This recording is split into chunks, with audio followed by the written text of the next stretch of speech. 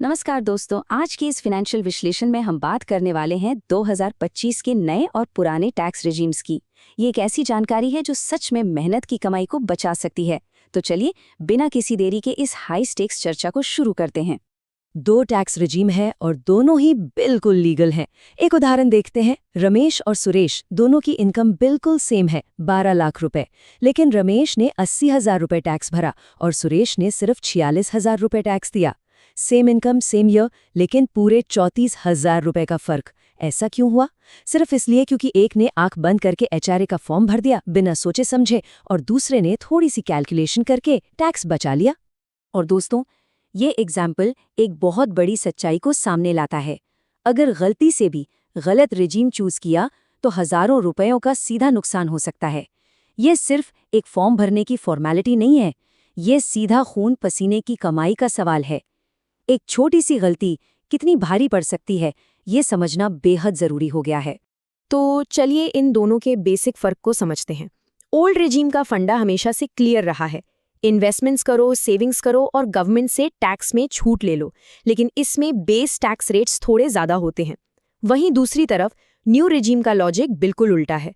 Paper work कम, सारी deductions बंद, लेकिन टैक्स रेट्स पहले से काफ़ी लोअर। तो सबसे पहले बात करते हैं न्यू टैक्स रेजिम की और देखते हैं बजट 2025 के हिसाब से इसमें क्या नए अपडेट्स आए हैं। 2023 से ही सरकार ने इस नए प्रोग्रेसिव सिस्टम को डिफ़ॉल्ट बना दिया है। अगर एक्सप्लिसिटली कोई पुराना ऑप्शन चूज नहीं किया जाता तो ये खुद ब खुद लागू हो जाता है। स्लैब्स की बात करें तो 4 लाख रुपए तक की आमदनी पर निल यानी कोई टैक्स नहीं। फिर 4 लाख से 8 लाख पर 5%, 8 से 12 लाख पर 10% और ऐसे ही बढ़ते हुए 24 लाख के ऊपर सीधा 30%। ये नए स्लैब्स अब पहले से कहीं ज्यादा रिलैक्स कर दिए गए हैं। अब यहाँ सबसे बड़ी और ज़रूरी बात ध्यान देने वाली है। अगर ग्रॉस सैलरी 12.75 लाख तक है तो ज़ीरो टैक्स। जी हाँ, बिल्कुल ज़ीरो टैक्स। इन फिगर्स को अच्छे से समझना ज़रूरी है। ये सेक्शन 87A के पावरफुल रिबेट और 75,000 रुपए के स्टैंडर्ड डिडक्शन का जादू है। बजट 2025 में लाया गया ये एक बहुत ही शानदार और पावरफुल चेंज है। अब आगे बढ़ते हैं दूसरे हिस्से की तरफ, जो है ओल्ड टैक्स रिजीम और उसकी कटौती यानी डिडक्शंस की ताकत। भले ही नया सिस्टम डिफ़ॉल्ट हो, लेकिन पुराना सिस्टम उनके लिए मास्टर स्ट्रोक साबित होता है जो फाइनेंशियल प्लानिंग में आगे रहते हैं। माना कि इसमें basic tax brackets naturally higher है, लेकिन अगर स्टैंडर्ड डिडक्शन 50,000 रुपए के साथ साथ एटीसी में 1.5 लाख रुपए, 80D का हेल्थ इंश्योरेंस, एचआरए और होम लोन इंटरेस्ट जैसे हेवी डिडक्शंस मिल जाए ना, तो ये पुराना सिस्टम नए पर भारी पड़ जाता है। पर हाँ, इसका फायदा उठाने के लिए भारी इन्वेस्टमेंट्स की लगातार ज़रूरत पड़ती है। अब थियरी से थोड़ा आगे बढ़ते हैं और इन कॉम्प्लेक्स कैलकुलेशंस को रियल लाइफ एग्जाम्पल से समझते हैं। देखते हैं आखिर कौन सी रेजिम सच में जीत रही है। सबसे पहले प्रोफाइल देखते हैं कविता की। इनकी पहली जॉब है, सैलरी 8 लाख है और कोई मेजर डिडक्शंस या इन्वेस्टमेंट्स नहीं है। न्यू रिजीम में इनका टैक्स बनेगा लगभग 33,800 रुपये। लेकिन अगर ये ओल्ड रिजीम में जाती हैं तो यही टैक्स बढ़कर 54,600 रुपये हो जाएगा। तो क्लियरली ऐसी सिचुएशंस जहां इन्वेस्टमेंट्स ज़ीरो हैं, वहां अपनी सिंप्लिसिटी की वजह से न्यू रिजीम एक अनडिस्प्यूटेड विनर है। अब वापस आते हैं रमेश पर, जिनका उदाहरण शुरू में देखा था।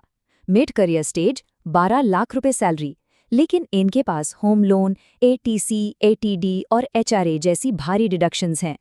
इन्हीं हैवी डिडक्शंस की वजह से ओल्ड रिजीम में इनका टैक्स सिर्फ 46,280 रुपये बना, जबकि न्यू में यही फिगर 67,600 रुपये तक पहुंच जाता। यही वो वजह है कि वो 34,000 रुपये का नुकसान बच गया और ओल्ड रिजीम साफ तौर पर बेहतर साबित हुई। और तीसरा उदाहरण है प्रिया का। ये एक सीनियर प्रोफेशनल है, 15 लाख रुपए की हायर सैलरी है और एनपीएस समेत सारे मैक्सिमम डिडक्शंस का फायदा मिलता है। यहाँ फिगर्स और भी ज्यादा क्लियर हैं। ओल्ड रेजीम 1,20,120 रुपए के टैक्स के साथ क्लियरली जीत रहा है, जबकि न्यू रेजीम में यही टैक्स सीधा 1,62,500 रुपए तक जा रहा है। यहाँ पर डिडक्शंस पूरी तरह से अपना असर दिखा रही हैं। इन तीनों केस स्टडीज को देखने के बाद जो क्लियर पैटर्न उभर कर सामने आता है, उसको हम एक गोल्डन रूल का नाम दे सकते हैं। और वो रूल ये है कि अगर डिडक्शंस लो हैं तो बिना ज्यादा सोचे न्यू रेजीम चुन लेना चाहिए। लेकिन अगर इन्वेस्टमेंट्स हैवी हैं यानी हाई डिडक्शंस मौजूद हैं तो ओल्ड रिजीम बिना किसी शक के बेहतर चॉइस है। तो अब आते हैं इस विश्लेषण के सबसे ज़रूरी हिस्से पर, द ब्रेक इवन पॉइंट। ये एक ऐसा टूल है जो बिल्कुल सटीक निर्णय लेने में मदद करता है। अब एक बहुत ही लॉजिकल सवाल उठता है कि आखिर वो टिपिंग पॉइंट कहाँ है? मान लीजिए किसी की आमदनी 12 लाख है, तो ओल्ड रिजीम को नए सिस्टम से बेहतर बनाने के लिए कम से कम 3.5 लाख रुपए की डिडक्शंस की जरूरत पड़ेगी। अगर डिडक्शंस इस 3.5 लाख के टारगेट से कम रह गई तो समझ लीजिए पुराना सिस्टम महंगा पड़ेगा।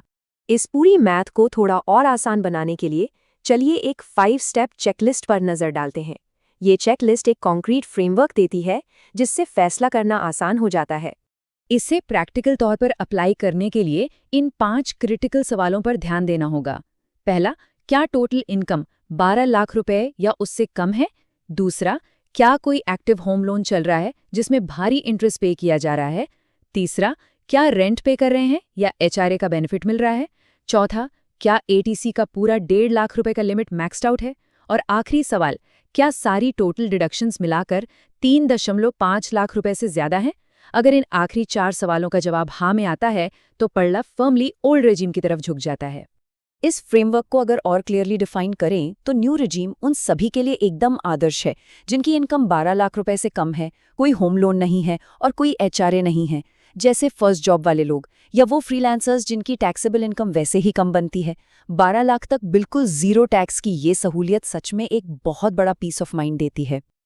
वहीं दूसरी तरफ ओल्ड रिजीम का आइडियल प्रोफाइल उन टैक्स पेयर्स का बनता है जिनके पास होम लोन, HRA, पूरा ATC और ATD सब मिलाकर टोटल डिडक्शंस आराम से 3.5 लाख रुपए के ऊपर निकल जाती हैं। सीनियर सिटीजन एग्जेम्पशंस के केस में भी ये काफ़ी लाभदायक है।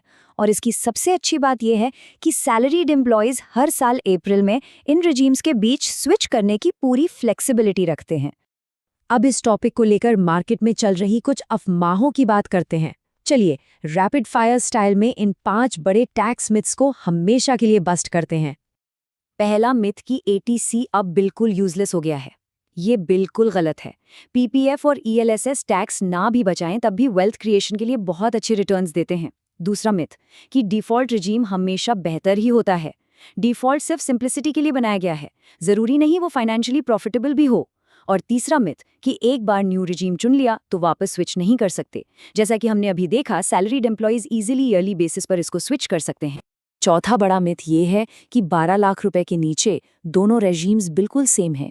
हालांकि 77A दोनों में जीरो टैक्स जरूर दे देता है, पर थोड़ी सी मार्जिनल इनकम बढ़ते ही डिडक्शंस का असली खेल शुरू हो जाता है।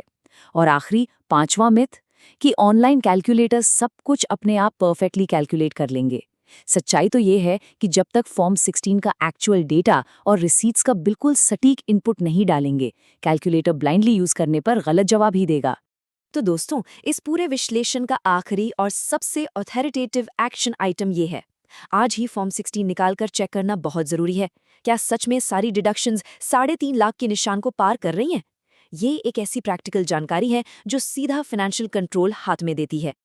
और अब इस चर्चा को एक बहुत ही दिलचस्प सवाल पर एंड करते हैं। एक बार सोचिए, वर्तमान में किस रिजीम के अंतर्गत टैक्स पे किया जा रहा है?